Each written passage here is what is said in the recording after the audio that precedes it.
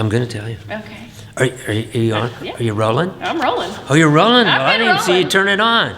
Well, in that case.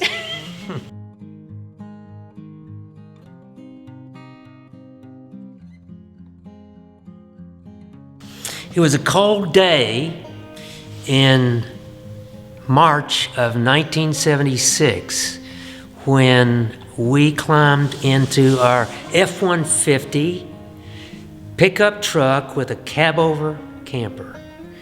And we climbed into that truck and we left Spokane Air Force Base in Washington State, went down the coast of the U.S. and across the southern part of the U.S. and arrived in Louisville, Kentucky. I was coming here because I had just gotten the job of being a backseater or a weapon systems operator for the RF-4C at Stanford Field. Part of that was the fact that I'd have to go into training when I got here, and that meant that we didn't have a place to live yet. So Julia and Jennifer, who was 1.5 years old, went down to Franklin, Tennessee, while I was in training for 8 weeks at Shaw Air Force Base in South Carolina. When I came back, I lived during this time in the back of that pickup truck, cab-over camper, on the end of runway 19 at Stanford Field, and it was hard to sleep with airplanes 24 hours a day taking off and landing. So that was very challenging at the time. But as soon as I got my training or finished my training, then that was a part-time job. So I went and got my real estate license here and got my broker's license to fill that up. The way we got involved with Butyl Park was we visited several churches around, and one of them was Butyl Park. And Larry DuBois was the minister at the time, and Tim Townsend was the associate pastor. And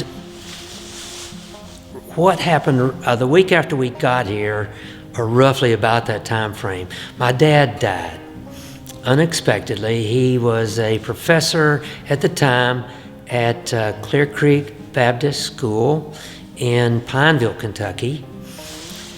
And so Larry knew about that, and he came by to see us one Sunday afternoon after we had visited here and brought a book called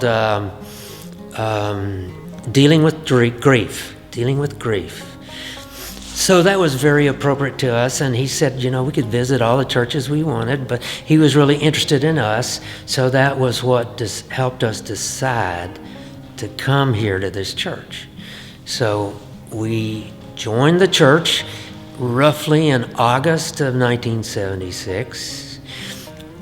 It was a time when there were a lot of students from the Southern Baptist Seminary coming here and using this church to be their church while they were in the seminary. And there were some very significant people that we ran into and still are friends with almost all of them. Tom O'Neill was our teacher at the time. He was we had like 3 or 4 counselors in the class.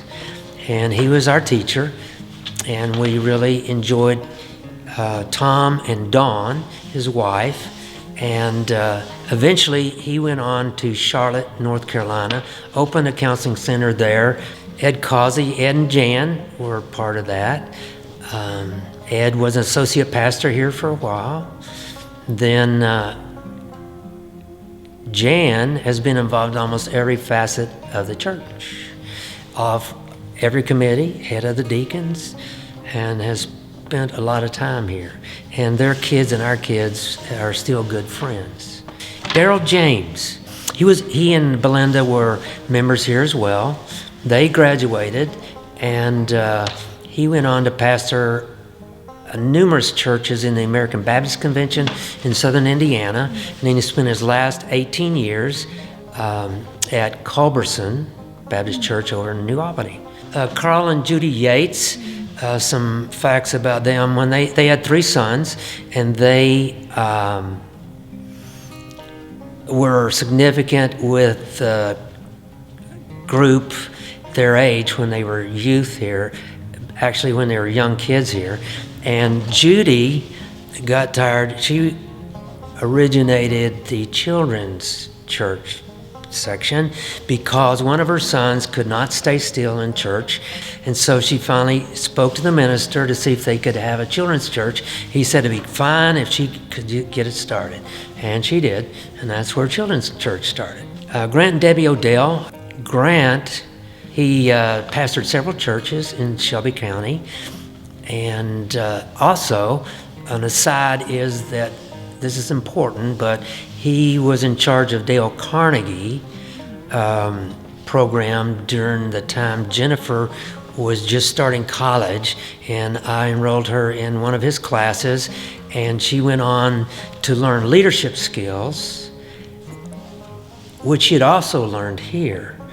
And it was just an extension of that, and it gave her the opportunity and the skills to speak in public.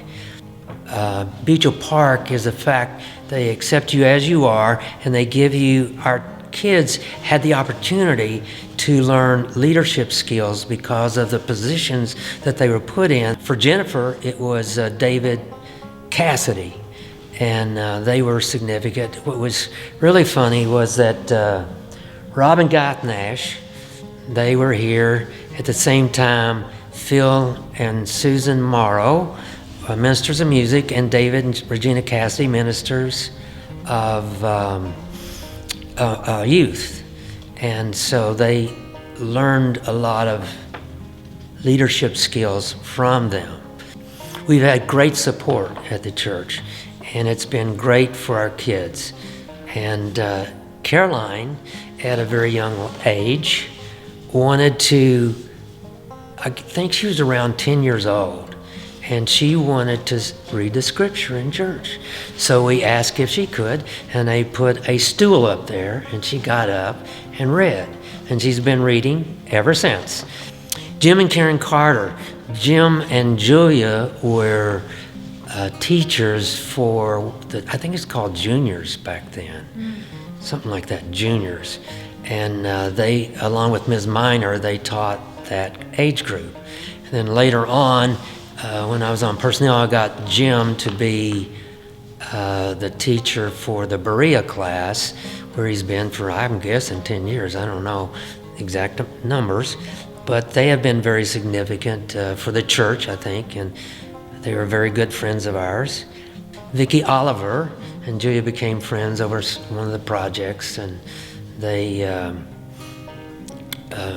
are still friends and talk weekly. So it's been great for Julia and Vicki, probably both, to enjoy their common art interests. Don Rogers, another significant minister. I think he was the master at funerals, giving people's life story and bringing it alive.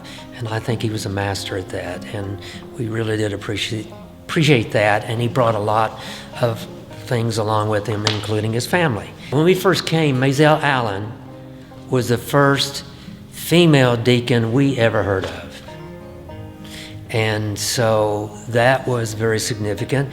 And then about that time, or maybe a little bit later, our church supported the Jefferson Street Mission downtown, and they had a female pastor, and the Southern Baptist Convention said we could no longer support them as long as they had a female pastor, and we said, we're sorry, but we're going to. So we left the Southern Baptist Convention, and also the association came right after that. Another first was when Erica, we called Erica as a senior pastor, and she was our first female senior pastor, another first, and she shook our church up and made us worried about what we're going to do, because she had so many ideas. So our next first was Sarah Clark Turpin, who came as an associate pastor for, I'm thinking, about 10 years, and then became now our senior pastor, and she's done a great job. We have supported the bold moves that the church has had, and I think we have been on the leading edge of accepting females into the role of ministers. One of the things that I wanted to say that Julia did, Julia was into cake decorating, and they wanted her to make a cake.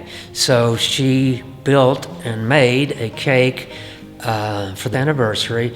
It was probably as tall as I am on the ground, and we set it on the table. She had to climb a ladder to finish it up. We have been here for 47 years, and the reason that Beecher Park has been a benefit for our family is that they accept us as we are. They have had great programs. They have allowed our kids to grow. They've allowed us to grow. They have supported us when we needed them. So it's been a great fit for our family. So we appreciate that and are glad that we could be members here. I think the uniqueness of Beecher Park is their accepting attitude no matter what, and they're always welcoming. They always have plenty for people to do, and it's different in that you're always accepted no matter what, and you have so many opportunities. So that's what I would say. And it's a great place for your family to grow because the kids have the opportunities in the youth group and it's a small enough group that people can go with the different trips that they go on, that they're allowed to speak in church, they're allowed to think and talk in church. So it's a good fit, I think, for the whole family. And I think that's what makes it unique, is really the acceptance of the whole family.